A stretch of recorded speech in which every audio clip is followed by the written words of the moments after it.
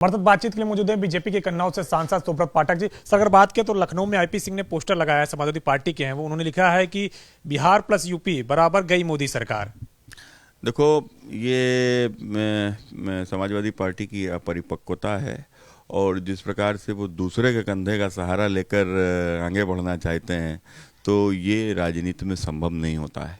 2017 के चुनाव में जिस प्रकार से अखिलेश यादव जी ने कांग्रेस के साथ में एक गठबंधन किया कि दो लड़के मिलकर उत्तर प्रदेश में भारतीय जनता पार्टी को रोक देंगे, और वो समाजवादी पार्टी चुनाव कांग्रेस के साथ मिलकर भी हार गई।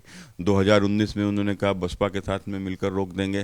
वो 2000 बसपा का गठबंधन किस प्रकार से एक बड़ा गठबंधन बताया जा रहा था, जो कहते थे भारतीय जनता पार्टी 10 सीटें भी लाना मुश्किल हो जाएगी, और वहाँ के ऊपर भी उनको हराने का काम भारतीय जनता पार्टी ने किया। और फिर उसके बाद में 2022 में छोटे छोटे दलों के साथ में जिस प्रकार से एक गठबंधन बनाकर चुनाव में भाजपा को रोकने का जो सपना अखिलेश यादव का, वो भी टूट गया। और अब जो जिस प्रकार से उनकी राजनीतिक अपरिपक्वता है, और उसको देखकर आज उनका कैडर ही उनके साथ में नहीं है। आज जिलों जिलों में समाजवादी पार्टी के जो मजबूत लोग हैं, विधायक स्तर के, पूर्व विधायक, सांसद, तो इस स्तर के लोग आज भारतीय जनता पार्टी के संपर्क में हैं।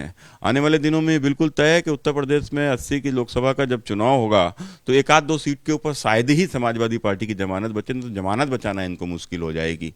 इस प्रकार के हालात हैं, और उसी को देखते हुए अपने कैडर को रोकने के लिए ये उनका हताशा भरा ये एक प्रयास है।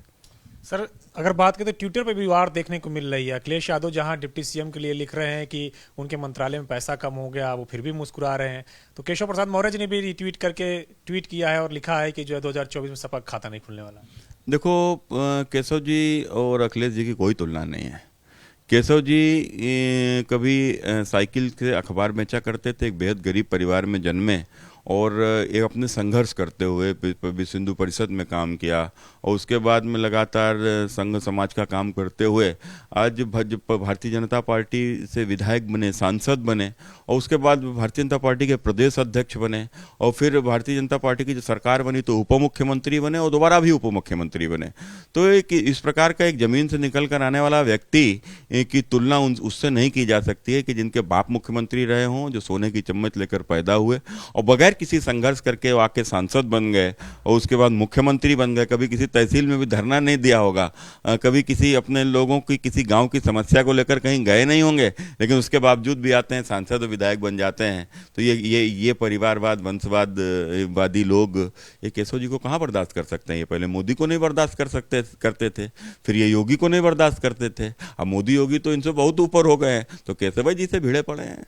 सर, एक सवाल और है, सपा बसपा में भी भिड़न देखने को मिल रही है। अखिलेश यादव ने जहां बसपा को बी टीम बताया, आज मायावती ने अखिलेश यादव को भाजपा की बी टीम बता दिया।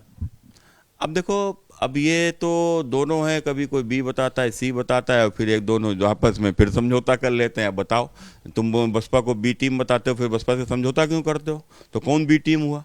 तो कुल मिलाकर ये दोनों ABCD भी नहीं है, ये GEF से अपनी बात शुरू करें।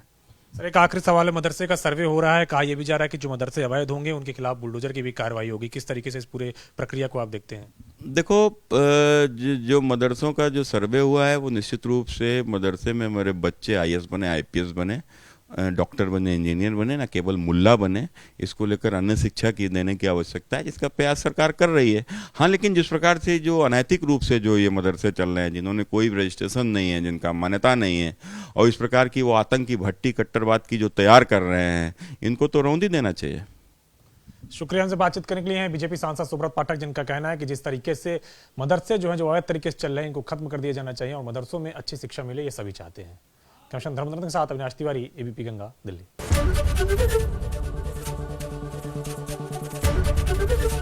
ABP गंगा, खबर आपकी, जुबान आपकी।